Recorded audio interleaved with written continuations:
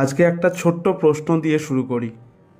আপনি যদি ঘুম থেকে উঠে দেখেন আপনার শহরের সবচেয়ে বড় নদীটা আর নেই, কেমন লাগবে? ঠিক এমনই একটা ঘটনা ইতিহাসে প্রথম একটা দেশের মানুষের সাথে ঘটেছে। সাউথ আমেরিকার দেশ ভেনেজুয়েলা। একসময় এই দেশটার পাহাড়ে বিশাল বিশাল গ্লেশিয়ারে ঢাকা থাকতো।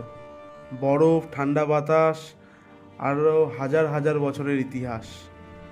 কিন্তু আজ ওই জায়গায় আর বরফ নেই, শুধু খালি পাহাড় আর একটা হারিয়ে যাওয়া গল্প।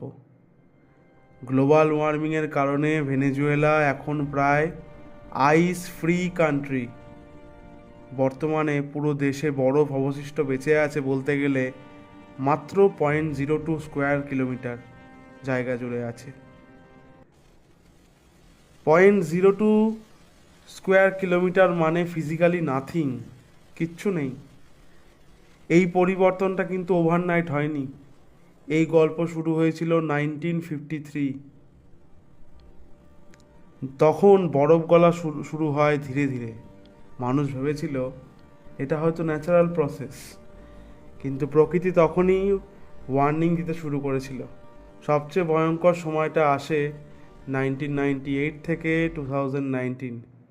এই সময়ের মধ্যে ভেনেজুয়েলাতে প্রতি বছর অ্যাভারেজে প্রায় 17% করে গ্লেশিয়ার মেল্ট হয়েছে। একটু ভাবুন, হাজার হাজার বছর ধরে জমে থাকা বরফ মাত্র 20-25 বছরের মধ্যে একেবারে হারিয়ে গেল, ডিসঅ্যাপিয়ার হয়ে গেল।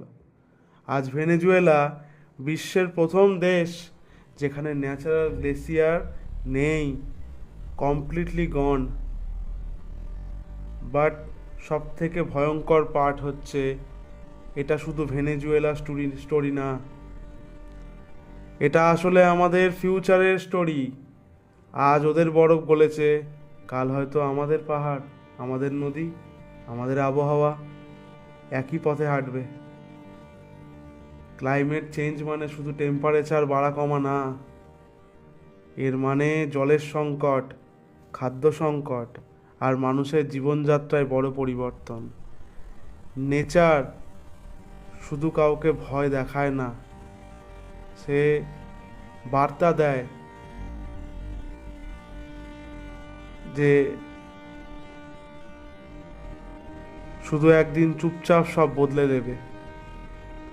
আজ যদি আমরা ভাবি এটা একটা প্রবলেম না, তাহলে কাল হয়তো প্রবলেম আমাদের দরজায় দাঁড়িয়ে থাকবে। তাই এখন প্রশ্ন হলো, আমরা কি এখনো সময় থাকতে এই সংকেতটা বুঝতে পারছি না, নাকি ইতিহাস থেকে আবারও কিছু শিখব, বা কিছুই শিখব না?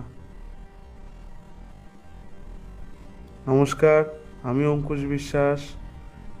আপনারা দেখছেন জাস্ট ফ্যাক্টস।